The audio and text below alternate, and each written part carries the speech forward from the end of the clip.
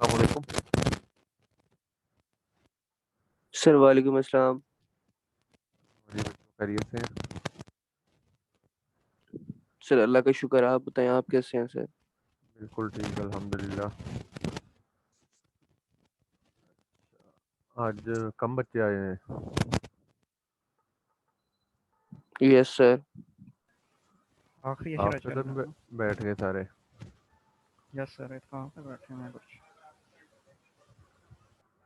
अच्छा, ये screen share होगी आपसे? जी सर। चलें, ये आज हम एक नया क्लासिफिकेशन एल्गोरिदम पढ़ेंगे जिसका नाम है नाइव बेजियन क्लासिफायर। तो ये नाइव बेजियन क्लासिफायर जो है ये प्योरली प्रोबेबिलिटी बेस्ड एल्गोरिदम है क्लासिफिकेशन का। तो और बड़ा वाइडली यूज्ड है, बहुत ज़्यादा मुश्किल भी नहीं है और रीज़नेबल रिजल्ट्स देता है। और पर्टिकुलरली जब बहुत ज़्यादा डाटा ना भी हो तो तब भी ये अच्छे रिजल्ट्स दे देता है। तो ये इसको अंडरस्टैंड करते हैं। ये कंडीशनल प्रोबेबिलिटी के ऊपर बेस करता हुआ एक एल्गोरिदम है।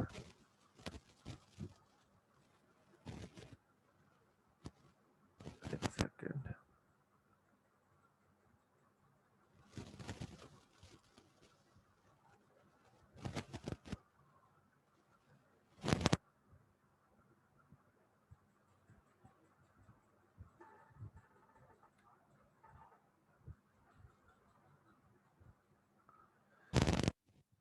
स्क्रीन शेयर हो रही है? जी सर। ओके। तो अगेन अभी हम इसी ऑरेंज बॉक्स में, और अब हम क्लासिफिकेशन के अंदर हमने लॉजिस्टिक रिग्रेशन पढ़ा था और अभी हम नाइव बेजियन क्लासिफायर को आज अंडरस्टैंड करने जा रहे हैं। अच्छा, इसके लिए ये बेस थ्योरम पे बेस करता है जो कि हम अभी थोड़ी देर में देखते हैं। और ये एक छोटी सी एग्जांपल है जिसकी मदद से हम अंडरस्टैंड करते हैं कि बेस थ्योरम जो है वो क्या है और कंडीशनल प्रोबेबिलिटी क्या है और किस नोयत के प्रॉब्लम्स पे ये अप्लाई होती है। तो आप सपोज करें कि एक फैक्ट्री है जिसमें ये रेंच देखा है आपने, ये प्लम्बर्स के पास होता है। तो ये रेंचेस बनते हैं उसके अंदर, और उसमें से दो मशीनें लगी हुई हैं जो कि रेंचेस को प्रोड्यूस करती हैं। तो हमें ये भी पता लग रहा है कौन सा रेंच जो है वो मशीन 1 से प्रोड्यूस हुआ है और कौन सा रेंच जो है वो मशीन 2 से प्रोड्यूस हुआ है। इतनी बात समझ आ गई?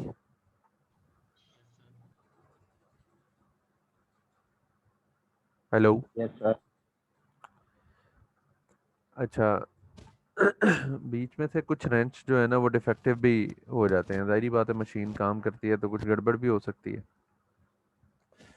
तो हमने ये पता कराना है कि अगर कोई रेंच मशीन 2 से प्रोड्यूस हुआ हो, और क्या चांसेस हैं कि मशीन 2 से प्रोड्यूस हुआ हुआ जो रेंच है कोई वो डिफेक्टिव हो। तो मशीन ए से भी कोई डिफेक्टिव पार्ट्स प्रोड्यूस हो रहे हैं, मशीन बी से भी कोई डिफेक्टिव पार्ट्स प्रोड्यूस हो रहे हैं।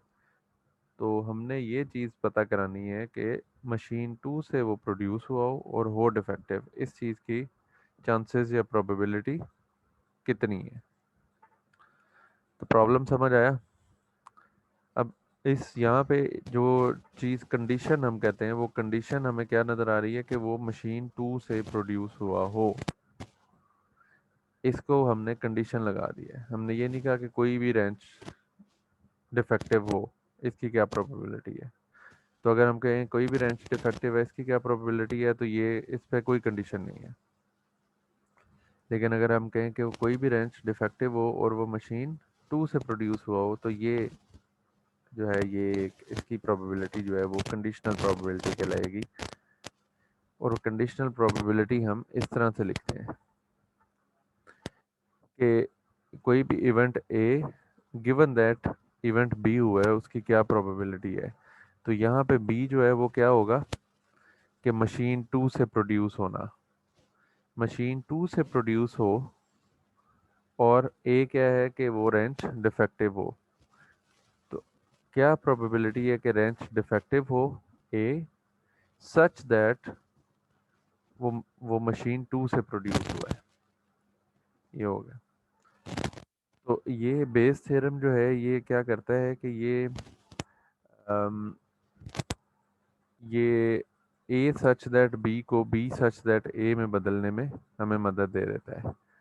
तो ये A such that B is equal to B such that A into probability of A over probability of B, ये इसका जो है वो एक्सप्रेशन है। इस एक्सप्रेशन को अभी ये आपको थोड़ा सा कॉम्प्लिकेटेड लग रहा होगा, लेकिन आगे चल के हम देखते हैं तो ये आपको आसान लगना शुरू हो जाएगा थोड़ी देर में। और सबसे आसान तरीका समझने का क्या होता है कि हम नंबर्स ले लें। तो नंबर्स लेके हमें चीज़ों की समझ जो है वो निस्बतन बेहतर और आसानी से आ जाती है। इसी प्रॉब्लम के हम कुछ स्टैटिस्टिक्स शेयर करते हैं, डिस्कस करते हैं और उसकी मदद से इसको समझने की कोशिश करते हैं। सो इट सेज कि मशीन ए जो है वो 30 रेंचेस प्रोड्यूस करती है 1 घंटे में। मशीन 2 जो है वो 20 रेंचेस प्रोड्यूस करती है 1 घंटे में। जितने भी टोटल पार्ट्स प्रोड्यूस हो रहे हैं उसके अंदर से 1% डिफेक्टिव है। इसका मतलब है कि दोनों में से मिला के 1% डिफेक्टिव है। तो 30 मशीन ए प्रोड्यूस कर रही है, 20 मशीन 2 प्रोड्यूस कर रही है, तो दोनों मिला के 50 बन गए।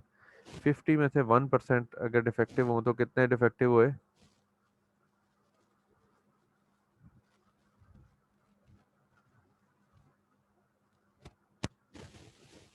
हम्म 50 में से अगर 1% डिफेक्टिव हो तो कितने डिफेक्टिव हुए? सर 0.5। 49 बच जाएंगे। 50 इंटू 1/100 होगा ना, ठीक हो गया। तो 0.5 आ जाएगा। तो इसका मतलब है कि जब 100 रेंचेस 2 घंटे इनको चलाएंगे तो एक रेंच जो है वो डिफेक्टिव प्रोड्यूस हो जाएगा। Okay, out of all the defective parts हमारी ऑब्जर्वेशन ये है कि आधे जो है वो मशीन 1 से प्रोड्यूस हो रहे हैं डिफेक्टिव और आधे मशीन 2 से। तो वो जितने भी डिफेक्टिव पार्ट्स आए हैं उसमें से वो आधे आधे दोनों मशीनों से प्रोड्यूस हो रहे हैं। तो 30 रेंचेस जो हैं वो पर आवर मशीन 1 से बन रहे हैं, 20 रेंचेस मशीन 2 से बन रहे हैं। उनमें से बहुत सारे ठीक हैं, जो ख़राब हैं वो दोनों से बराबर बराबर प्रोड्यूस हो रहे हैं। मसलन अगर 10 ख़राब प्रोड्यूस हुए हैं तो 5 मशीन ए से और 5 मशीन 5 मशीन 1 से और 5 मशीन 2 से प्रोड्यूस हुए हैं।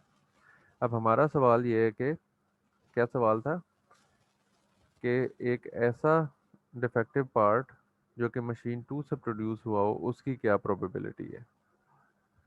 तो ये हमारा सवाल बन गया। तो ये नंबर्स की सारी समझ आ गई? जी सर। गुड। अच्छा, इन इन सारी चीज़ों को हम प्रोबेबिलिटी की फॉर्म में अगर लिखने की कोशिश करें इन नंबर्स को, तो क्या बनेगा? Machine 1 30 ranches per hour produce कर रही है, machine 2 20 ranches per hour produce कर रही है, तो 1 घंटे में मिला के कितने हो गए? 50। तो 1 घंटे में प्रोड्यूस होने वाले रेंचेस से हमें ये आइडिया मिल जाएगा कि मशीन 1 कितने प्रोड्यूस कर रही है और मशीन 2 कितने प्रोड्यूस कर रही है। तो मशीन 1 कितने प्रोड्यूस कर रही है? 30। कितने में से? 50 में से। तो 30/50 मशीन 1 से प्रोड्यूस होने की प्रोबेबिलिटी बन गई।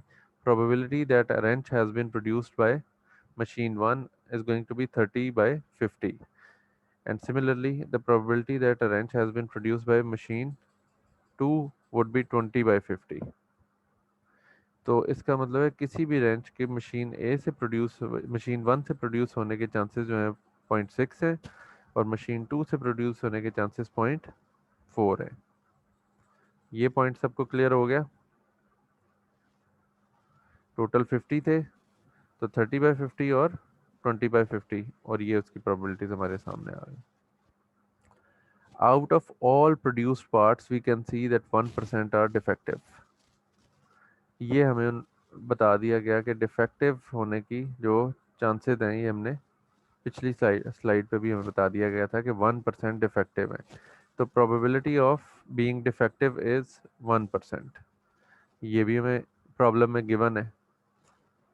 Now all out of all the defective parts we can see that 50% came from machine 1 and obviously the rest of the 50% came from machine 2. So part machine 1 से आया और था वो defective। तो ये सच दैट डिफेक्टिव का क्या मतलब होता है कि अब अगर कोई पार्ट डिफेक्टिव है तो क्या चांसेस हैं कि वो मशीन 1 से प्रोड्यूस हुआ हो? तो 50% चांसेस हैं। और अगर कोई पार्ट डिफेक्टिव है तो क्या चांसेस हैं कि वो मशीन 2 से प्रोड्यूस हुआ हो? तो वो भी 50 है। हमने ये देखा था कि एक डिफेक्टिव पार्ट है तो उसके किसी भी मशीन से प्रोड्यूस होने के चांसेस बराबर हैं। तो दो ही पॉसिबिलिटीज़ हैं, या तो वो डिफेक्टिव होगा या नहीं। और इनफैक्ट दो ही मशीनें हैं, 1 और 2। तो अगर दो मशीनें और चांसेस बराबर हैं तो 50-50% होंगे। अगर 4 मशीनें होती और हर मशीन से बराबर बराबर डिफेक्टिव होने के चांसेस होते तो क्या होता फिर? हम इसी तरह लिखते हैं machine 1 defective, machine 2 such that defective, machine 3 such that defective and machine 4 such that defective. तो 100 को हमने चारों में इक्वली डिवाइड करना था, तो फिर यही चीज़ 25, 25, 25 और 25% हो जाती। क्लियर हो गया ये? Yes sir. सबको समझ आ रहा है? Yes, sir. गुड। अच्छा, next thing is again we come to our question, what is the probability that part was produced by machine 2? इसका मतलब है कंडीशन क्या है मशीन 2, इसका क्या मतलब है that part was produced by machine 2। तो हम कहते हैं सच कुछ भी इवेंट सच दैट मशीन 2, और इवेंट क्या है? The part is defective. So defective such that machine 2, ये हमने निकालना है। तो यही हमने यहाँ पे लिख लिया है कि पार्ट इज डिफेक्टिव और वो प्रोड्यूस किससे हुआ है? मशीन 2 से। तो डी मशीन 2 हमने निकालना है। ठीक हो गई ये बात? Yes, sir. अच्छा जी, अब हमने चूंकि मशीन 2 का ये प्रोड्यूस करना है तो हमारे पास काफ़ी सारी इन्फॉर्मेशन है जो कि अवेलेबल है। ये सारी हमने पिछली स्लाइड में ये इन्फॉर्मेशन निकाली लेकिन हमें चाहिए क्या? हमें मशीन 2 के हिसाब से चाहिए चीज़ें। तो मशीन 1 की क्या प्रोबेबिलिटी है और किसी डिफेक्टिव की मशीन 1 से निकलने की क्या प्रोबेबिलिटी है, ये चीज़ें एज सच हमें नहीं चाहिए। हमें मशीन 2 से ही सारे मामला हमारे सॉल्व होंगे। तो हम क्या करते हैं इस सूरत में? हम बेस थ्योरम अप्लाई करते हैं। तो बेस थ्योरम मैंने आपको बताया था कि ए सच दैट बी को बी सच दैट ए में कन्वर्ट करने में मदद देता है। तो मशीन 2 से प्रोड्यूस हुआ है और है डिफेक्टिव, तो इस चीज़ को अगर हम उल्टा करें तो ये क्या हो जाएगा कि डिफेक्टिव हो,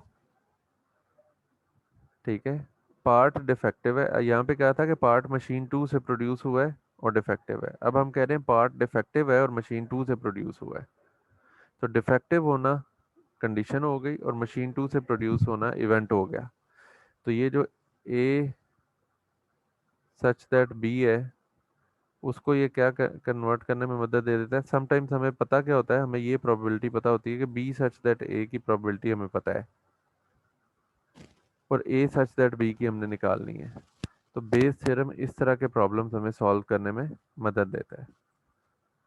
तो ए सच दैट बी हमने कैलकुलेट करनी है, लेकिन पता हमें क्या है कि बी सच दैट ए। हमें ये पता है कि डिफेक्टिव है तो मशीन 2 से प्रोड्यूस हुआ वो, इस चीज़ की प्रोबेबिलिटी पता है हमें। ये देख लें,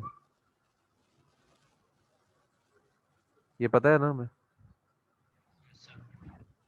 तो इसी तरह दूसरी चीज़ इसके साथ क्या आएगी? Probability of A which is being defective. तो प्रोबेबिलिटी ऑफ बीइंग डिफेक्टिव भी हमें पता है। और तीसरी चीज़ हमें क्या चाहिए? ओवरऑल प्रोबेबिलिटी के एक पार्ट जो है वो मशीन 2 से प्रोड्यूस हुआ हो। तो पार्ट मशीन 2 से जो प्रोड्यूस हुआ है इसकी प्रोबेबिलिटी भी हमारे पास मौजूद है। तो हम इस चीज़ को बेस थ्योरम के थ्रू ये बाकी जो तीनों चीज़ें हमें नोन है इसकी मदद से हम आइडेंटिफाई कर सकते हैं। ये बात समझ आई है सारों को? Yes, sir. तो बेस थ्योरम फिर क्या हेल्प करता है हमें कि ए सच दैट बी अगर हमने कैलकुलेट करनी है लेकिन बी सच दैट ए हमें पता है, तो फिर हम बेस थ्योरम को अप्लाई करते हैं। ये प्रोबेबिलिटी ए और बी को सामने रखते हुए ये तीन चीज़ें अगर हमें पता है तो अगर इसको रिवर्स करें तो क्या बन जाएगा? अगर बी सच दैट ए हमने कैलकुलेट करना हो तो क्या हो जाएगा? बी सच दैट ए के लिए इसको इधर ले जाएं और इसको इधर ले जाएं, तो ये इस तरह का एक्सप्रेशन बन जाएगा कि मल्टीप्लाई हो जाएगा प्रोबेबिलिटी ऑफ बी से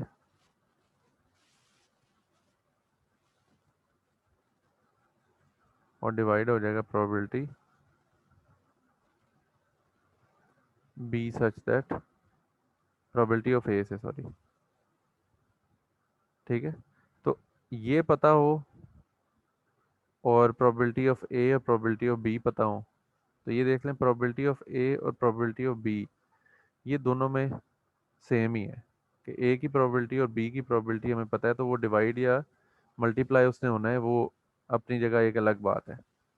ठीक है, इस केस में बी से डिवाइड हो रहा है, ए से मल्टीप्लाई हो रहा है, इस केस में ए से डिवाइड हो रहा है और बी से मल्टीप्लाई हो रहा है। तो ये दोनों हमें दोनों सूरतों में चाहिए। अगर हमें बी गिवन ए पता है तो हम ए गिवन बी निकाल सकते हैं, और ए गिवन बी पता है तो हम बी गिवन ए निकाल सकते हैं। तो ये बेस थ्योरम जो है ये हमें अगर एक कंडीशनल प्रोबेबिलिटी पता है तो दूसरी उसके रिवर्स वाली जो कंडीशनल प्रोबेबिलिटी है वो कैलकुलेट करने में मदद देता है।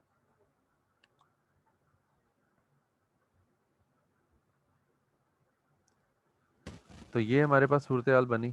इसमें अब हम ये वैल्यूज़ अगर पुट करें तो मशीन 2 डिफेक्टिव की क्या वैल्यू है? Machine 2 defective 50%, 0.5, 0.5। बीइंग डिफेक्टिव की क्या प्रोबेबिलिटी है? 1%, तो क्या बन जाएगा? 0.01। मशीन 2 की क्या प्रोबेबिलिटी है? 0.4। ठीक हो गया। तो इसको अगर हम आगे चलाएंगे तो क्या बनेगा? 0.5 इंटू 0.01 इंटू डिवाइडेड बाई 0.4, यही एक्सप्रेशन बन रहा था ना। तो ओवरऑल की क्या पॉसिबिलिटी आ गई जी? 0.0125। तो एक पार्ट जो कि मशीन 2 से प्रोड्यूस हुआ हो उसके डिफेक्टिव होने के चांसेस कितने हैं? 0.0125। क्लियर हो गया जी ये सबको? Yes, sir. कोई सवाल है तो पूछ लें इसमें। Yes sir. जी जी, सर क्लियर है। Okay, good.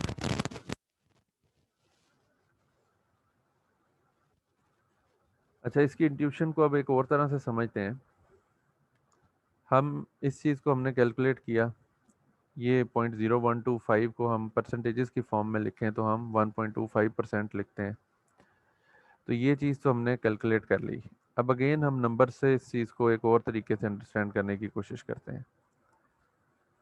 से हमने 1000 रंचेस प्रोड्यूस किए, तो वो जो स्टेटिस्टिक्स अगर आपके जहन में हैं उनको हम यहाँ पे बनाने की कोशिश करते हैं। से टोटल रंचेस जो हैं वो 1000 प्रोड्यूस हुए। अगर 1000 प्रोड्यूस हुए तो उसमें से मशीन 1 से कितने प्रोड्यूस होंगे और मशीन 2 से कितने होंगे?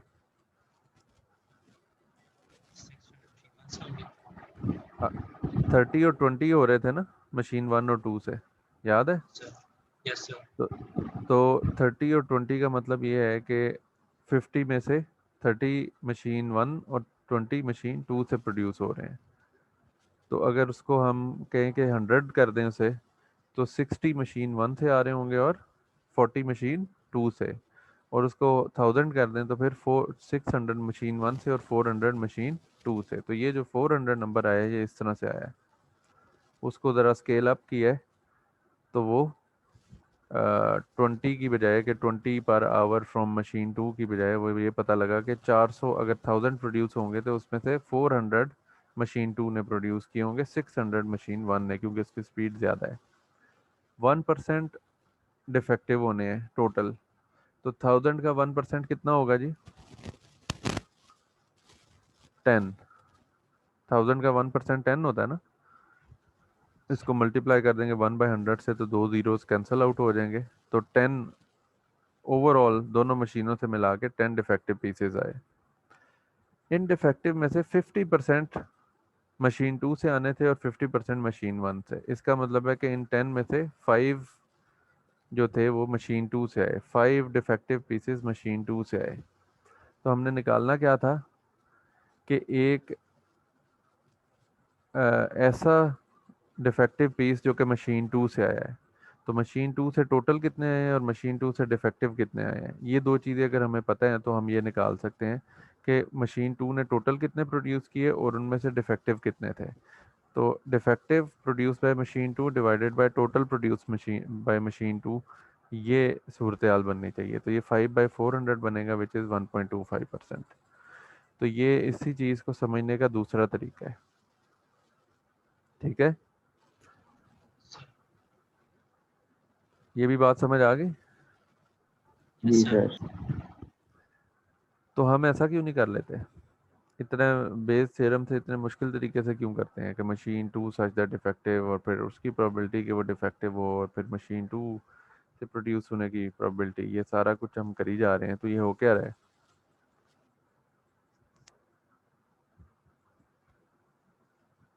हम्म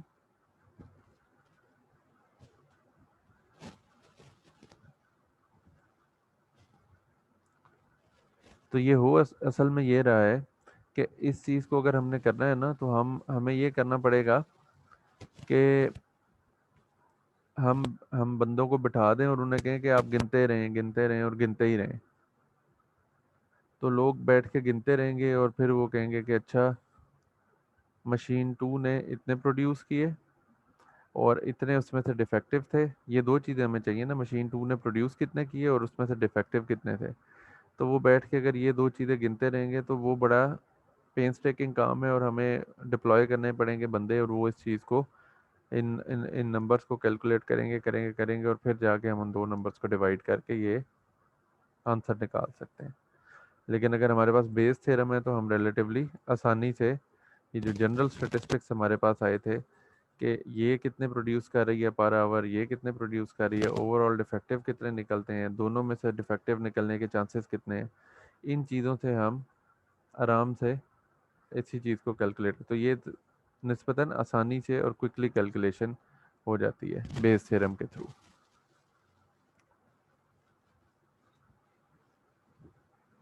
तो ये आप लोग कैलकुलेट कर सकते हैं कि डिफेक्टिव और मशीन 1 को अगर हम कैलकुलेट करने की कोशिश करें तो कैसे कैलकुलेट करेंगे? करें ज़रा अभी।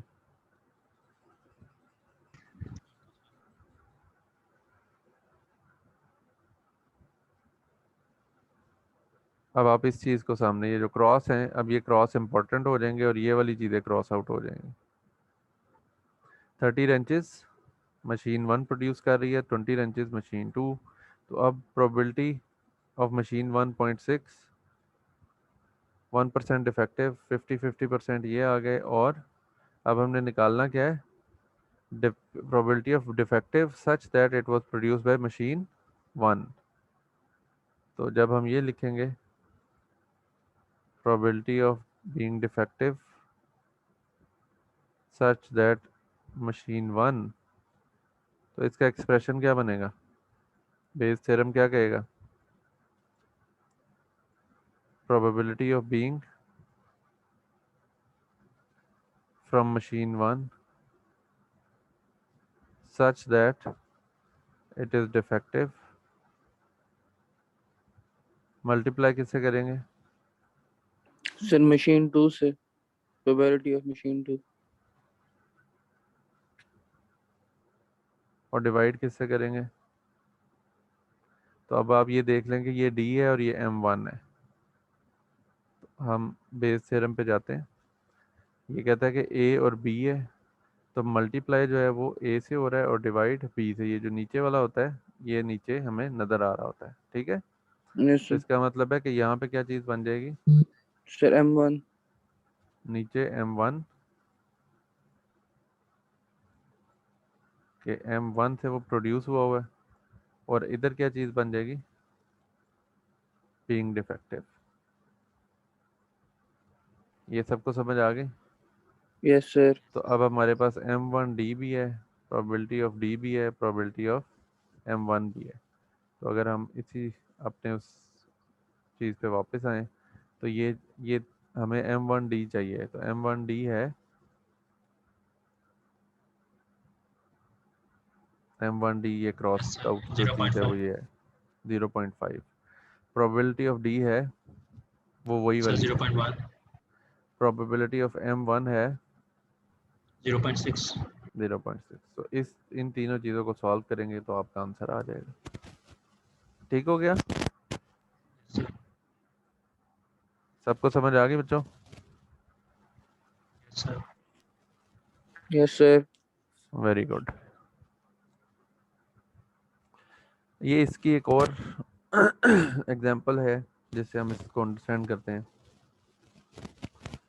हमारे पास कोई भी दो ये डाटा पॉइंट्स प्लॉट हुए हैं और दो फीचर्स हैं x1 और x2, और दो ही कैटेगरीज में वो बिलोंग करते हैं या दो ही क्लासेस से वो बिलोंग करते हैं, रेड क्लास से या ग्रीन क्लास से, ठीक है। तो ये दो फीचर्स हैं, जिस तरह हम वो देख रहे थे ना कि एज क्या है और सैलरी कितनी है, ठीक है, या एज क्या है और वो थी हमारी के एक्सपेक्टेड सैलरी। तो ये दो चीज़ें हमारे पास हैं। कोई भी और चीज़ें हो सकती हैं कि एक बंदे का फॉर एग्जांपल मार्क्स एफएससी में कितने हैं, मैट्रिक में कितने हैं, वो उसका एडमिशन हो जाएगा या नहीं होगा। तो इस टाइप की चीज़ें जो हैं वो प्लॉट की जा सकती हैं। ये दो दो फीचर्स हैं हमारे पास एक ऑब्जेक्ट के कॉरेस्पॉन्डिंग। तो ये इसके x1 की ये वैल्यू थी और x2 की ये वैल्यू थी, तो ये यहाँ पे प्लॉट हो गया। ठीक हो गया। Sir. यहाँ पे हमने एज और सैलरी, अब x1 x2 को हमने क्या कह दिया, एज और सैलरी, जनरलाइज फॉर्म की बजाय उनकी कंक्रीट इंस्टेंसेस हमने ड्राइव कर लिए। और दूसरे नंबर पे हमने ये कह दिया कि से हम ये कहते हैं कि एक बंदे की इतनी एज है और इतनी सैलरी है, तो वो वॉक करके ऑफिस जाएगा रेड वाले, या वो गाड़ी चला के ऑफिस जाएगा। ये हमने प्रॉब्लम अब इस तरह से कन्वर्ट कर लिया। तो जो हमारी जो कैटेगरीज हैं वो क्या क्या बन गई हैं कि वो वॉक करेगा दफ्तर जाने के लिए या ड्राइव करेगा। ठीक होगी बात। Yes. अच्छा, हमने ये एक नया डाटा पॉइंट आया प्रोबेबिलिटी में। हम असल में कर क्या रहे होते हैं, ये जो हमारे क्लासिफिकेशन प्रॉब्लम्स होते हैं वही बात के हम ट्रेनिंग टेस्ट स्प्लिट करते हैं, ट्रेनिंग के थ्रू हम पूरी ट्रेनिंग करते हैं, वो सारा अपना कैलकुलेशंस करता है। तो ट्रेनिंग में हमारे पास जो वो डाटा होता है सारा, ये जो ग्रीन्स का डाटा है और रेड्स का डाटा है, इससे हम ये निकालेंगे कि प्रोबेबिलिटी ऑफ ड्राइव क्या है, प्रोबेबिलिटी ऑफ वॉक क्या है। इस तरह की चीज़ें हम इन ग्रीन और रेड से निकाल सकते हैं, है ना। समझ में आ रही है ये बात? अभी आगे चल के आपको और वाज़ेह हो जाएगी ये। तो अब ये जो नया डाटा पॉइंट होता है, फिर इसकी हम प्रोबेबिलिटी निकालने की कोशिश करते हैं कि अच्छा यार, ये जो नया ग्रे डाटा पॉइंट है, अगर ये सूरत हाल बने, इसका मतलब ये है कि एज बंदे की इतनी है और सैलरी इतनी है, तो क्या चांसेस हैं कि वो चल के दफ्तर जाएगा और क्या चांसेस हैं कि वो गाड़ी पे बैठ के दफ्तर जाएगा। ठीक है, Data point है, ये इस ग्रे unseen वाले, data है। जी ये जो न्यू डेटा पॉइंट हम इंसर्ट किया, ये अनसीन डेटा है। ये अनसीन डाटा है। ठीक है, तो ये जो नोन डाटा होता है इसके अंदर से फिर हम कुछ चीज़ें ऑलरेडी, जिस तरह हमने कहा ना कि मशीन 1 से पर आवर इतने प्रोड्यूस होते हैं, मशीन 2 से पर आवर इतने प्रोड्यूस होते हैं, ओवरऑल डिफेक्टिव होने के चांसेस क्या हैं, ये चीज़ें हमने डिस्कस की ना Yes, sir. पिछले प्रॉब्लम में। तो ये भी जो ग्रीन और रेड हैं, इनके अंदर से हम पहले कुछ चीज़ें डिटर्मिन करने की कोशिश करते हैं। वो जो चीज़ें होंगी उनकी मदद से फिर हम इसकी तरफ आएंगे कि अब क्या करना है। ठीक है, तो इसमें भी हमें पहले से कुछ ना कुछ मालूमात करनी है। तो ये हमने देखा कि P probability of walks such that X, के अगर एक्स यहाँ पे क्या चीज़ है, एक्स ये है ग्रे पॉइंट, ग्रे पॉइंट के जो कोऑर्डिनेट्स हैं, ठीक है, वहाँ पे तो एक बात थी ना कि मशीन 2 से वो प्रोड्यूस हुआ है या मशीन 1 से वो प्रोड्यूस हुआ है। तो यहाँ पे क्या होगा कि अगर एक बंदे के एक्स ऑब्जेक्ट वाले फीचर्स हैं, इसका मतलब है कि उसकी सैलरी, उसकी एज से 25 है और सैलरी उसकी जो है वो 3000 है। तो एज 25 और सैलरी 3000, इस चीज़ को हम एक्स कह रहे हैं। So X is an object which is exhibiting these two features, right, उनकी वैल्यूज़ जो भी होंगी। अगर इसको एक्स कह देंगे तो हम कहेंगे कि एज जो है वो 40 है और सैलरी जो है वो 5000 है। तो 40 और 5000 ये बन जाएगा। अगर इसकी बात करें हम, तो हम कहेंगे एज 60 है और सैलरी जो है वो 7000 है।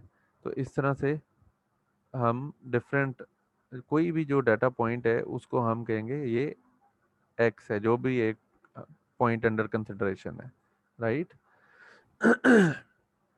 तो एक ऑब्जेक्ट, नया ऑब्जेक्ट, उसको हम एक्स कह रहे हैं, तो एक्स इन दो फीचर्स को रिप्रेजेंट कर रहा है। अगर फीचर्स और भी होते, एज और सैलरी के साथ फॉर एग्जांपल होता कि उसका जॉब का स्केल क्या है, वो 15 स्केल क्या है, 20 स्केल क्या है, तो वो क्या है, या उसके अलावा होता कि उसके डिस्टेंस फ्रॉम वर्क प्लेस क्या है, ये भी हो सकता था ना।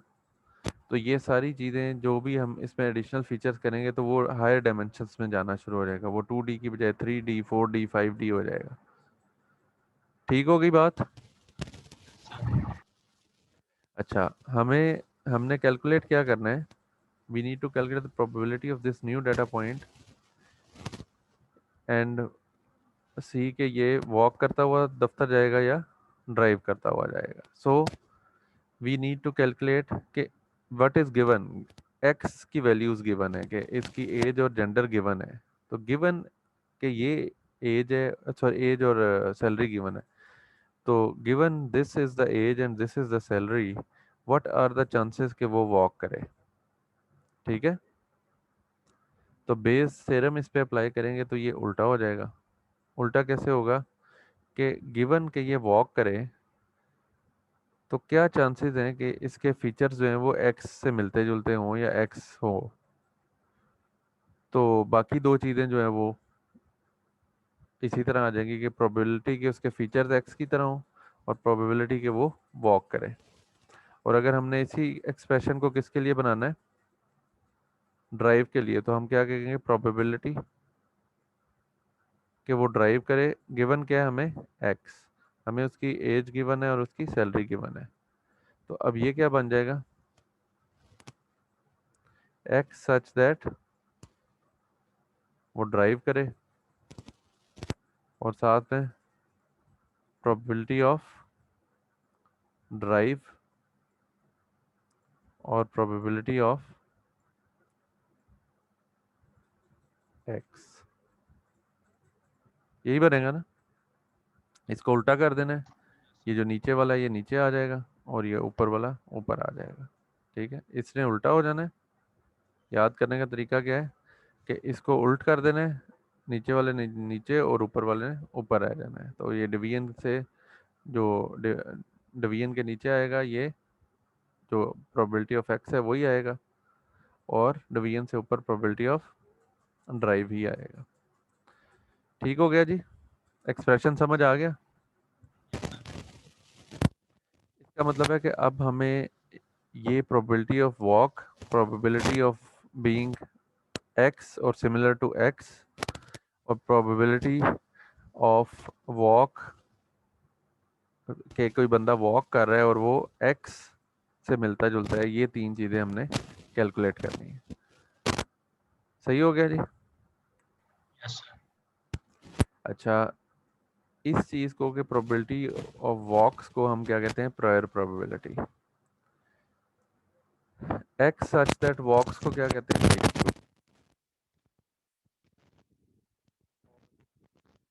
प्रोबेबिलिटी ऑफ एक्स को क्या कहते हैं, मार्जिनल लाइक्लीहुड। इन तीनों चीज़ों को हम समझते हैं और जो कैलकुलेट कर रहे होते हैं उसे क्या कहते हैं, पोस्टीरियर प्रोबेबिलिटी। तो ये प्रायर प्रोबेबिलिटी है और ये पोस्टीरियर प्रोबेबिलिटी है। This is called likelihood and this is called marginal likelihood. तो first thing is probability of walk. तो हम इसी ऑर्डर में कैलकुलेट करते हैं, 1, 2 और 3। तो पहली चीज़ क्या है, प्रोबेबिलिटी ऑफ वॉक। तो वॉक करने की प्रोबेबिलिटी, ये जो डाटा पॉइंट्स हमें गिवन है इनमें से अगर हम देखें तो वो ये होगी कि इस ग्रे को, अभी ग्रे तो नया डाटा पॉइंट है ना, हमें जो गिवन है वो ग्रीन और रेड डाटा पॉइंट्स हैं। तो ग्रीन और रेड डाटा पॉइंट्स में वो हम असल में ये कह रहे हैं कि रेड होने के चांसेस कितने हैं। तो टोटल जितने हों उनमें से जितने रेड होंगे इस तरीके से हम कैलकुलेट कर लेंगे। तो ये टोटल जो है वो 30 पॉइंट्स हैं, इनमें से रेड जो है वो 10 पॉइंट्स हैं। तो 10 divided by 30 would be the probability of walk. ये जितना भी इसका हमारा बड़ा डाटा सेट होगा उसी हिसाब से हमारा जो इस प्रोबेबिलिटी के एक्यूरेट होने के चांसेस होते हैं बढ़ जाएंगे। तो जितने से बहुत ज़्यादा हज़ारों का डाटा हो, 1000 का डाटा हो, ठीक है, तो 1000 के डाटा के अंदर से 700 ग्रीन और 300 रेड हो तो क्या बन जाएगा, 300 बाय 1000। ठीक हो गया। तो इस केस में ये क्या बन रहा है, ये 10 और 20 है तो टोटल मिला के 30 हो गए। तो उनमें से रेड होने के चांसेस कितने, 10 by 30। Number of walkers divided by total number of observations. So we had 30 observations, out of them 10 were walking. इसी तरह अगर मैं कहूँ कि प्रोबेबिलिटी ऑफ ड्राइव्स क्या है तो वो क्या निकलेगी, Drives over total observations. तो क्या निकलेगी, So 20/30. 20/30। ठीक हो गया ना, कि ये 20 ग्रीन है और टोटल 30 है तो 20/30। Good. Number two is probability of x. Probability of x के लिए हम क्या करते हैं, हम ये करते हैं कि वो जो नया डाटा पॉइंट है, ये जो प्लस यहाँ पे था, we draw radius around it. In fact, what we do is we tend to calculate the similar data points, जिस तरह हम वो के नियरेस्ट नेबर्स में भी हमने देखा था ना। तो के नियरेस्ट नेबर्स में हम नियरेस्ट डाटा पॉइंट्स ढूंढने की कोशिश कर रहे थे। तो यहाँ पे भी हम क्या कर रहे हैं कि हम जो हमारा नया पॉइंट है उसके इर्द गिर्द सिमिलर डाटा पॉइंट्स कौन से हैं, ये हम यहाँ से ढूंढने की कोशिश करेंगे। तो what we do is we draw circle around the new data point and see how many points are similar to this. तो एक्चुअली इस बात का मतलब ये है, कि दिस इज से अवर न्यू डाटा पॉइंट। तो how many similar data points do we have, इससे मिलते जुलते कितने हैं। तो इससे मिलते जुलते जितने होंगे वो प्रोबेबिलिटी ऑफ एक्स होगी, कि यानी कि इससे मिलते जुलते हमने डाटा पॉइंट्स निकालने हैं। कि इसका मतलब ये है कि इस डाटा में एक्स के प्लॉट होने के चांसेस क्या हैं, क्या चांसेस हैं कि इस तरह के लोग हों कि जिनकी एज इतनी हो और उनकी सैलरी इतनी हो, इस चीज़ के होने के चांसेस कितने हैं, मतलब ये है। तो अगर से इस तरह के बहुत सारे लोग हों, ये भी हों, ये भी हों, ये भी हों, होता है ना कि कुछ जिस तरह अब अगर मैं आज आप लोग यूनिवर्सिटी में, तो हम कहें कि इस यूनिवर्सिटी में क्या चांसेस हैं कि 17 से 22 साल के लोग हों, हैं। तो हम भी यूनिवर्सिटी में, हमारी एजेस ज़्यादा हैं, आप लोग भी यूनिवर्सिटी में, MS PhD के स्टूडेंट्स भी यूनिवर्सिटी में आते हैं, स्टाफ भी आता है, सारे लोग आते हैं ना। लेकिन हम कहेंगे कि 17 से 22 साल के जो BS के स्टूडेंट्स हैं, मेजॉरिटी यूनिवर्सिटीज़ जो हैं उनमें BS के स्टूडेंट्स ही सबसे बड़ा नंबर होते हैं। तो फिर उसका मतलब क्या होगा कि 17 से 22 वाले तो बहुत ही ज़्यादा होंगे, है ना। तो इस जगह पे बहुत ज़्यादा कंसंट्रेशन हो जाएगी, ठीक है। तो फिर उस वाले एक्स की प्रोबेबिलिटी जो है वो बहुत ज़्यादा बढ़ जाएगी। और उसी यूनिवर्सिटी में मैं कहूँ कि क्या चांसेस हैं कि एक बंदा जो है वो 50 ईयर्स का हो, अगर इसको हम एज को कहें कि 50 ईयर्स का हो, तो उसके चांसेस फिर बहुत कम होंगे। इसके इर्द गिर्द हम देखेंगे तो पता लगेगा कि बस ये 2 हैं या 3 हैं जो कि 50 ईयर्स के हैं। इस जगह पे बहुत ज़्यादा लोग होंगे। अब आपको इस बात की समझ आ रही है कि बीइंग एक्स का क्या मतलब है? Number of Yes, similar sir. Observations divided by total number of observations. ये अपने यूनिवर्सिटी के सिनारियो से समझ आ रही है कि ये ज़रूरी नहीं है कि ओवरऑल यूनिफॉर्म डिस्ट्रीब्यूशन ही हो, so it can be anything. Clear? ये पॉइंट सबको समझ आ गया? Yes, sir. गुड है। Okay, let's move on. Now the third thing is what is the probability of being x such that the person walks। ठीक है, तो अब हम क्या करें कि उसने वॉक करनी है। हम कह रहे हैं कि वो वॉक कर रहा है, तो उसका x होने के चांसेस कितने हैं? तो पहली चीज़ तो ये है कि ये ड्राइव वाले ख़त्म कर दो। सच दैट वॉक का क्या मतलब है कि अब हमारी कंडीशन हो गई है कि सिर्फ वॉकिंग वाले हमने कंसिडर करने हैं। तो ये ग्रीन वाले कौन से थे जो कि ड्राइव कर रहे थे, तो इनको तो छुट्टी कराएं। अब x होने के x की तरह का कोई चीज़ हो तो उसके वॉक करने के चांसेस क्या हैं, ये हमने पता कराना है। तो ये हमने क्या किया कि सारे ग्रीन्स जो हैं उनको एलिमिनेट कर दिया। ये था हमारा सिलसिला जिसको हमने x बनाया हुआ था अपने रेडियस की मदद से। ठीक है, तो हमने जो इससे सिमिलर डाटा पॉइंट्स निकाले थे वो ये थे। मतलब एक ख़ास थ्रेशोल्ड हम डिफाइन कर देते हैं ना कि इस थ्रेशोल्ड के अंदर अंदर कितने लोग हैं। तो ये हमारे पास निकला कि इससे मिलते जुलते जो इसके करीब करीब 3 जो लोग हैं वो 3 लोग ऐसे थे जो कि रेड थे और इसके करीब थे, और टोटल जो रेड हैं वो 10 थे। तो इसकी प्रोबेबिलिटी क्या आ जाएगी? 3/10। So number of similar observations among those who walk. Similar observations के लिए हमें ये सर्कल लगाना पड़ेगा। ठीक है, so number of similar observations among those who walk is this thing divided by total number of persons who walk. उसमें obviously ये भी इंक्लूड होंगे। तो 10 लोग वॉक कर रहे थे, उनमें से 3 इससे सिमिलर थे जो नया डाटा पॉइंट यहाँ पे हमारा दरमियान में था। तो 3/10 वुड बी द प्रोबेबिलिटी के X such that the person walks. ये हो गया। तो अब हमारी तीनों चीज़ें जो हैं, प्रायर प्रोबेबिलिटी वो हमने निकाल ली, वो ये सबसे आसान थी कि ग्रीन कितने थे और रेड कितने थे, और ये आगे ग्रीन प्लस रेड नीचे, और ऊपर कौन से आ गए? रेड। यानी कि जो आप हम कैलकुलेट कैटेगरी जो देख रहे हैं वो कौन सी थी? वॉक वाली। तो वॉक वाले 10 थे, टोटल 30 थे। 4/30 कैसे आया? एक्स से मिलते जुलते कितने थे? तो एक्स से मिलते जुलते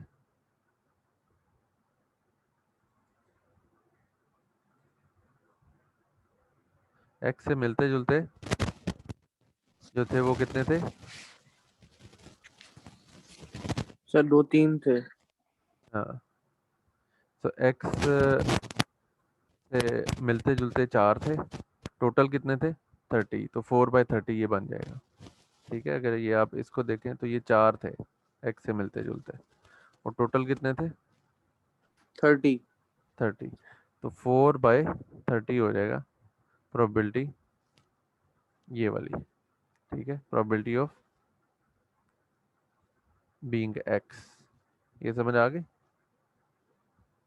कि एक्स से मिलते जुलते डाटा पॉइंट्स कितने थे सारों में से मिला के, जितने भी डाटा पॉइंट्स थे। जिस तरह अभी मैं यूनिवर्सिटी में बात कर रहा था कि अगर मैं कहूँ कि एज जो है वो 19 ईयर्स है, तो 19 ईयर्स वाले बहुत सारे बच्चे होंगे। ठीक है, समझ आ गई इस बात की। लेकिन अगर यही मैं कैलकुलेट करता हूँ कि एज 68 हो, तो 68 वाले बस 2-3 लोग ही होंगे यूनिवर्सिटी में, 5 होंगे हज़ारों में से, है ना। तो अगर यूएमटी में से 25,000 लोग हैं और उनमें से 68 एज के अराउंड जो लोग हैं वो 8 हैं, तो 8 डिवाइडेड बाई 25,000 उसकी प्रोबेबिलिटी आ जाएगी।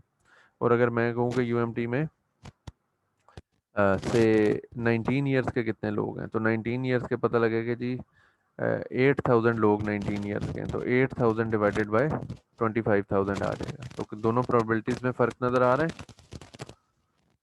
कि एक्स से सिमिलर कितने लोग हैं हमारे एग्जिस्टिंग डाटा में जो कि हमारे पास है।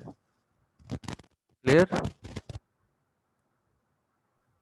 तो Yes, ये sir. भी हमारे पास आ गया। ये इस केस में 4/30 आ रहा है कि एक्स से सिमिलर ये 4 थे, टोटल 30 थे, 4/30 आ गया। तो ये 4/30 नीचे आ गया। और ये 3/10 क्या चीज़ थी, ये जो हमने कैलकुलेट की कि उसकी जो कंडीशन हमारी है वो मीट कर रही हो कि सिर्फ वॉक वाले हम इस वक्त जिस कैटेगरी को देख रहे हैं उस कैटेगरी वाले कितने सिमिलर थे, तो वो कैटेगरी के कितने लोग थे और उस कैटेगरी में से एक्स से सिमिलर कितने थे, तो एक्स से सिमिलर 3 थे और कैटेगरी में 10 थे, तो 3/10। So this is 3/10। So prior probability भी निकल आई, मार्जिनल लाइक्लीहुड भी निकल आई और लाइक्लीहुड भी निकल आई। तो इन तीनों से हम मिला के ये कैलकुलेट कर लेंगे कि एक्स अगर हो बंदे के कैरेक्टरिस्टिक्स के, उसकी एज और हमें सैलरी गिवन हो, तो क्या चांसेस हैं कि वो वॉक करता हुआ ऑफिस जाएगा, तो उसके चांसेस 0.75 है। ये बात सबको ओवरऑल क्लियर होगी सारी बातें? Yes, sir.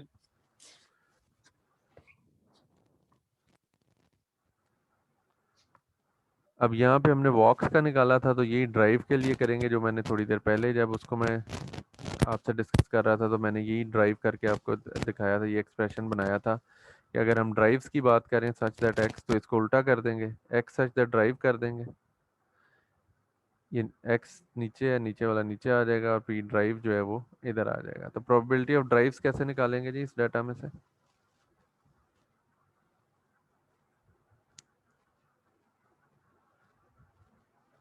Probability of drives क्या होगी? Sir, number of similar 1/4 observation. 4/30 यहाँ पे होगा पी ऑफ एक्स में, ये जो हमने सेलेक्ट किया है सर्कल, जी जी। इस पे 4/30 होगा और दूसरे पी वाले ऑफ में ड्राइव क्या होगी? P of drive, P of drive होगी 20/30। Very good. तो पी ऑफ ड्राइव जो है वो 20/30 होगी।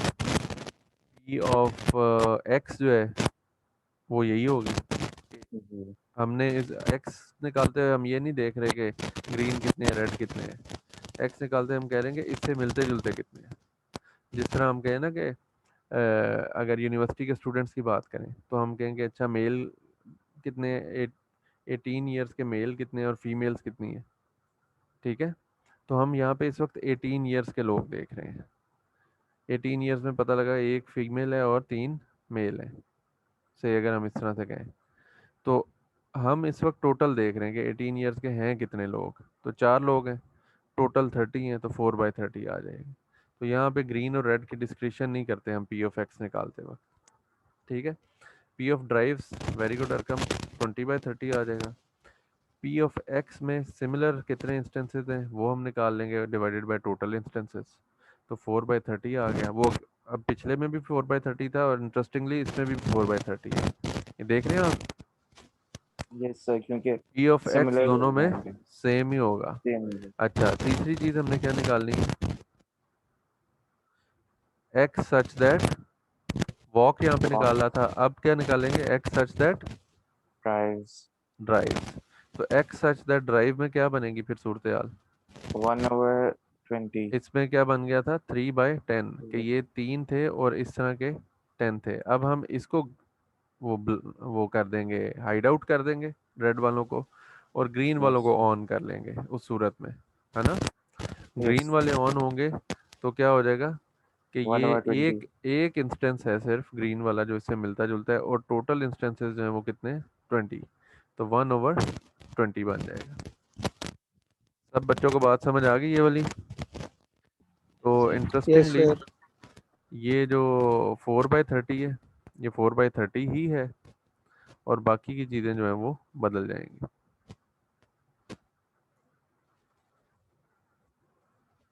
तो ये यही चीज़ जो है ये आगे हमारे पास नज़र आ गई 1/20, 20/30 और 4/30। तो ये 0.25 निकल आई। वो कितनी निकली थी वॉक वाली? 0.75। 0.75। और ये कितनी निकली? 0.25। हमारे पास दो ही पॉसिबिलिटीज थी, है ना, या तो वो वॉक करेगा या वो ड्राइव करेगा। तो ओवरऑल हमें पता है कि प्रोबेबिलिटी जो होती है वो क्या होती है? 1। तो ये सारी बात समझ आ गई जी बच्चों? Yes sir. तो ठीक हो गया फिर। Let's conclude the lecture over here. बाकी की इसकी जो इम्प्लीमेंटेशन डिटेल्स हैं और ये कुछ इसकी और इंटरेस्टिंग फैक्ट्स हैं कि इसको नाइव क्यों कहते हैं, प्रोबेबिलिटी ऑफ एक्स का क्या रोल है इसके अंदर, और अगर इसमें दो से ज़्यादा फीचर्स हों और दो से ज़्यादा जिस तरह इस वक्त सिर्फ दो फीचर्स आ रहे हैं, तो उस सूरत में इसके ऊपर क्या होना चाहिए। तो इन चीज़ों के बारे में जो डिटेल्स हैं वो इंशाल्लाह हम सर अगली क्लास में डिस्कस। जी जी सर जी जी जी। सर जी वो ना एक मसला हुआ था मेरे साथ कि ना सर जब मिड हो रहा था ना तो सर मिड से ना 20 मिनट पहले ही मेरा इंटरनेट चला गया था। मैं गांव में रहता हूँ सर, मतलब यहाँ पे लाइट वगैरह बहुत मसला होता है सर। तो सर वो मतलब ना मतलब 1 मिनट बाद मैंने जब अपलोड करने लगा ना तो सर वो एलएमएस पे खत्म हो गया था। तो सर 1 या 2 मिनट बाद ही मैंने आपको ईमेल कर दी थी सर, वो टाइम आ रहा होगा सर। सर वहां पे जी जी मैंने आपको ईमेल भी की थी सर टाइम बढ़ाने की, जब से मेरा नेट चला गया था, लाइट नहीं थी सर। तो वो सर फिर उसके बाद फिर सर मैंने जब लाइट जैसे आई थी मैंने फौरन करा दिया, वो 1 या 2 मिनट का सर फर्क पड़ा था। ठीक है। तेरा वाइवा ना रख लें मिड का? सर रख लें सर इंशाल्लाह। क्या कौन से गांव में रहते हो तुम? सर मैं मेलसी है, मेलसी के पास एक गांव है जलाजी, मुल्तान के एरिया में सर आता सही सही। है। जी सर। चल ठीक है, सोन हलवा ले आई वापसी पे, तेरा काम सर कर देंगे। सर इंशाल्लाह इंशाल्लाह। और सर वो आपने तो सबमिशंस खोलनी कुछ थी सर, बच्चों के मैंने आपको आए हैं स्क्रीनशॉट भेजी। यार, वो तो हमने खोल दी थी सबमिशंस, मैंने आपको मेल भी की थी। नहीं सर नहीं खोली थी मैंने, तो क्यों मैं भाई, उसी दिन मेल चेक आई भी नहीं? किया। सबमिशंस ओपन की मेल नहीं आई? No sir. नहीं सर, कौन सी नहीं सबमिशन? सर। नहीं यार, मैंने की थी मेल। अच्छा यस सर। चलो, कुछ बच्चों ने यार लेट सबमिट कराया था, उनके थोड़े थोड़े पेनल्टी मार्क्स डाल के तो उनको अकोमोडेट कर लेंगे, कोई मसला नहीं है, देख लेंगे। सर वो असाइनमेंट्स की भी सबमिशन मैंने आपको स्क्रीनशॉट्स भेजे थे सर। चलो अभी मेहनत करो, जी भरपूर सर मेहनत करो, और अल्लाह खैर करेगा, अल्लाह से खैर मांगो। इंशाल्लाह। और सारे बच्चों को बड़ी बड़ी ईद मुबारक। अब हम ईद के बाद ही मिलेंगे। सर आपको भी खैर मुबारक खैर सर। मुबारक सर, आपको भी। हैं, एंजॉय करें, अपना ख्याल रखें, ज़्यादा बाहर नहीं निकलना, शॉपिंग वॉपिंग पे बड़े ध्यान से जाएं, मास्क पहन के जाएं, अपना अपने घर वालों का सबका बहुत बहुत ख्याल रखें, और अल्लाह ताला से खसूसी दुआएं करें कि अल्लाह ताला हमें इस बीमारी से निजात दे, और आमीन सुमा हम आमीन। हम आमने सामने बैठ के दोबारा से पढ़ने की तौफीक दे अल्लाह ताला, पढ़ने पढ़ाने की। इंशाल्लाह सर। ठीक है। आमीन आमीन। और आमीन सर। पाकिस्तान के लिए, आलम इस्लाम के लिए, पूरी दुनिया के लिए भरपूर दुआएं करें। जी ठीक है, सर। मेरे लिए भी यस करें। सर। सर बिल्कुल सर, अल्लाह ताला आपको खैरियत रखे। चलें, बहुत शुक्रिया। तो इंशाल्लाह ईद के बाद मिलते हैं, नई बेस की इम्प्लीमेंटेशन भी करेंगे और नई बेस की मज़ीद जो असरार और रमूज़ हैं वो भी जानेंगे। तो थैंक यू वेरी मच। अस्सलाम वालेकुम रहमतुल्लाहि व सर बरकातुहू। जी कोई बात किसी ने करनी है? सर वो मेरा क्वेश्चन था। जी जी सर मेरा क्वेश्चन मल्टीपल लीनियर रिग्रेशन के रिलेटेड था। उसमें जी हमने पढ़ा हुआ था पैरेलल एलिमिनेशन। जी जी तो क्या जब भी हम इसको इम्प्लीमेंट करें रियल वर्ल्ड प्रॉब्लम्स के लिए, तो पैरेलल एलिमिनेशन को एक्सप्लिसिटली इम्प्लीमेंट करना ज़रूरी होता है, या फिर उसको ना भी करें तो जो हमारा जो हम क्लास यूज़ करते हैं रिग्रेसर के लिए, उसका जो मतलब वो खुद ही इम्प्लिसिटली कर देती है। डिपेंड करता है। ये जो जिस तरह हम बात कर रहे थे ना कि कुछ ऐसे मेथड्स भी होते हैं जिसमें कि आप कह देते हैं कि फीचर्स को फीचर सेलेक्ट करें। ठीक है, से मेरे पास सर 8 फीचर्स हैं, तो कोई एक ऐसा मेथड भी जनरल बनाया जा सकता है जो जिसको हम कहें कि यार ये 8 फीचर्स हैं, इनमें से फीचर सिलेक्शन करें। ठीक है, उस फीचर सिलेक्शन के मेथड के अंदर ये चीज़ इम्प्लीमेंट हुई हो कि वो one after the other features की वैल्यूज़ को देख देख के वो उसकी जो हम कैलकुलेशन जिस हिसाब से भी करते थे कि उसको हम फीचर को रखना है हमने या नहीं रखना, ठीक है, सादे लफ्ज़ों में अगर बात करें तो वो मेथड खुद ब खुद ये काम करता रहे। तो वो फीचर्स को मतलब जो काम हम आपने देखा था कि हम मैनुअली वो उसको कर रहे थे कि एक यस फीचर सर। को देखते थे, उसकी वैल्यूज ऑब्जर्व करते थे और फिर हम ये कहते थे कि यार ये जो है ये फीचर ठीक नहीं है, इस फीचर इनमें से ये वाला फीचर ठीक नहीं है, इसको निकाल दो। फिर हम दूसरा सर बाकी के फीचर्स पे फिर अप्लाई करते थे और उनमें से एक निकाल देते और थ्रेश होल्ड हमने एक डिफाइन की हुई थी, यस सर। ठीक है, उस थ्रेश होल्ड की बेस पे हम डिसीजन मेकिंग करते थे। तो इस तरह का एक जेनेरिक फंक्शन अगर किसी ने बनाया हो ऑलरेडी, मतलब अब मैं एक पाइथन में एक ऐसा फंक्शन बना देता हूँ, ये मैंने उसको अरकम को कहा भी था कि अरकम ऐसा देख लें आपको अगर कोई फीचर हो तो उसका नाम क्या होगा, फीचर सिलेक्शन। उसके अंदर अगर वो से बैकवर्ड एलिमिनेशन इम्प्लीमेंट हुई है या कोई भी और अदर वेरिएंट इम्प्लीमेंट हुआ तो वो हमें ये काम करके दे सकता है। समझ मैं आ एक गई? वीडियो देखा था, यस सर, मैं एक वीडियो देखा था इम्प्लीमेंटेशन की, तो उसमें वो कह रहे थे कि आपको बैकवर्ड एलिमिनेशन इम्प्लीमेंट करने की कोई ज़रूरत नहीं है, वो जो ये क्लास है बिल्ट इन, ये जो रिग्रेशन की क्लास है, ये खुद ही बैकवर्ड एलिमिनेशन कर लेती है, आपको हाँ कुछ नहीं करना पड़ता। हाँ, तो दूसरे नंबर पे हमने कुछ क्लासेस देखी।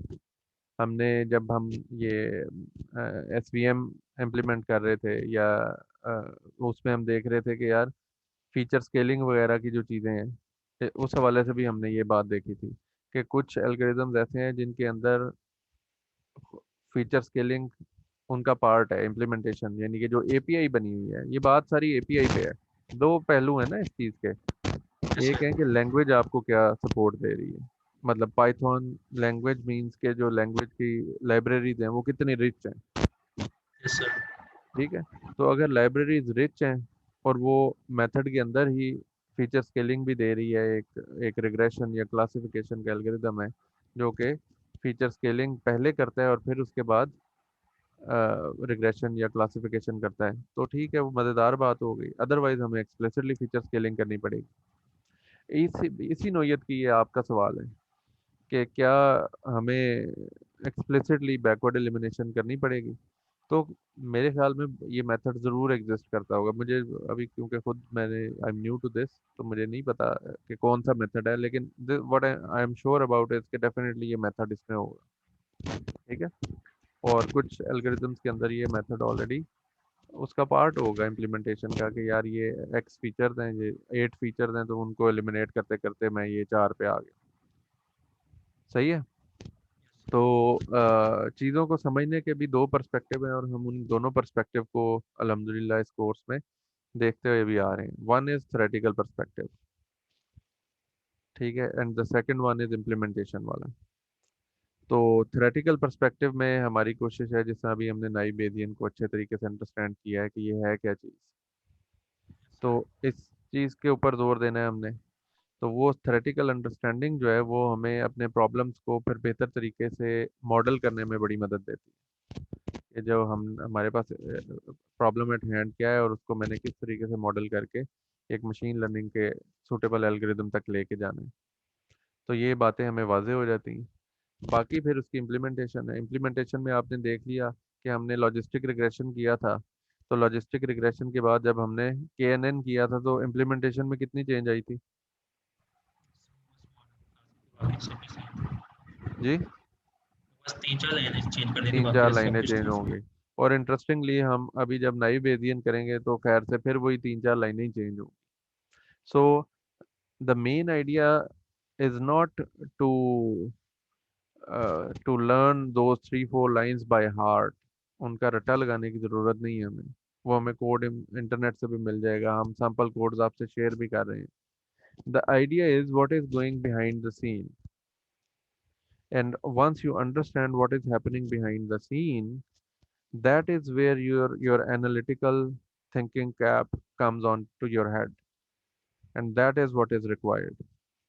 You should be able to differentiate and analyze why naive Bayesian is performing say better than, for instance, KNN, or say why KNN is performing better than SVM for a given problem. So that understanding can only come through your theoretical understanding. बाकी तो आपने वो implement किया, आपको answer आ गया. You can show the numbers and you can compare the numbers that okay, इसके through मेरे जो थे वो ट्रू पॉजिटिव्स बढ़ गए थे, इसके थ्रू मेरे ट्रू पॉजिटिव कम हो गए थे, और एक तीसरी अप्रोच में दरमियाने दर्जे के आ रहे थे. तो व्हाई इज इट हैपनिंग? इसके लिए आप वो डाटा पॉइंट्स को रीड करेंगे, प्लॉट करेंगे, और फिर उनको देखेंगे कि ये किस तरह की बाउंड्रीज उसने डिफाइन की हैं और वो बिहाइंड द सीन काम कैसे करता है. तो that will help you discussing those useful say insights which we call the analysis part of your problem. कि आप don't just show the numbers कि इसका रिजल्ट 80% एक्यूरेसी आ गई है, इसकी 84 आ गई है, इसकी 87 आ गई है. Okay, we can see it 80, 84 and 87, but why? That is important. So that why comes with this theoretical understanding. ठीक हो गया जी? Yes sir. ठीक है फिर. once again खुश रहें और वेरी हैप्पी ईद. वस्सलामु अलैकुम वरहमतुल्लाहि वबरकातुहू.